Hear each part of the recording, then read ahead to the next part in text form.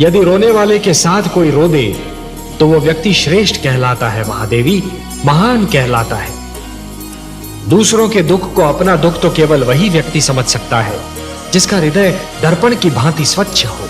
ये मैं बार बार यही कहता हूं कि कभी किसी को किसी का बुरा नहीं सोचना चाहिए, क्योंकि जो भी व्यक्ति किसी और का बुरा सोचता है अंत में उसका भी बुरा हो ही जाता है। जो भी व्यक्ति ये समझते हैं कि ये तंत्र मंत्र, ये सर्वनाश और अंधकार की शक्तियां केवल किसी और को ही क्षति पहुंचा सकती हैं, तो वो उनका भ्रम है।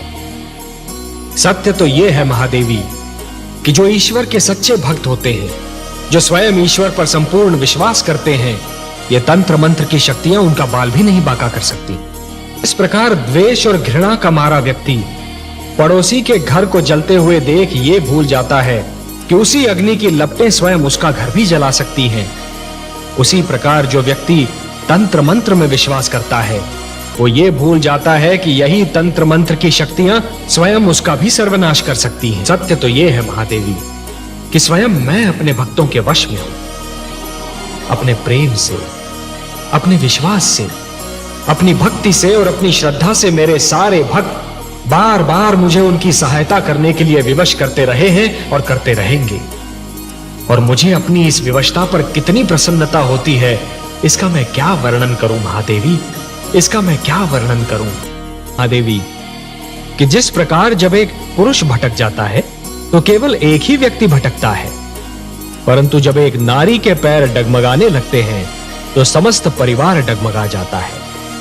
उसी प्रकार जब एक शिष्य भटकता है तो केवल एक ही छात्र भटक जाता है, परंतु जब एक गुरु भटक जाता है महादेवी तो समस्त छात्र समाज भटक जाता है। महादेवी, जो मृत्यु से डरते हैं वो जीवन जीने के लिए सिद्धांतहीन समझौते करने लगते हैं, और ऐसा सिद्धांतहीन जीवन मृत्यु से भी बुरा होता है महादेवी।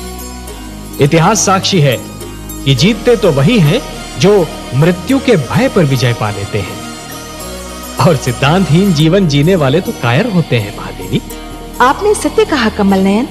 मृत्यु से क्या भयभीत होना, वो तो एक दिन आकर ही रहेगी, किंतु मृत्यु के भय से जीवन का सुख चैन खोना मूर्खता है। जिस प्रकार अग्नि सूखी लकड़ी को सरलता से जला देती है, उसी प्रकार क्रोध सुंदर भावनाओं को सहजता से भस्म कर देता है। वो मेरे विरोधी है, इसलिए मेरा विरोध करने की धुन में वो विवेक तो क्या स्वयं को भी भूल गए हैं। मेरा विरोध करने की भावना उनकी विद्वत्ता पर भारी पड़ चुकी है महादेवी।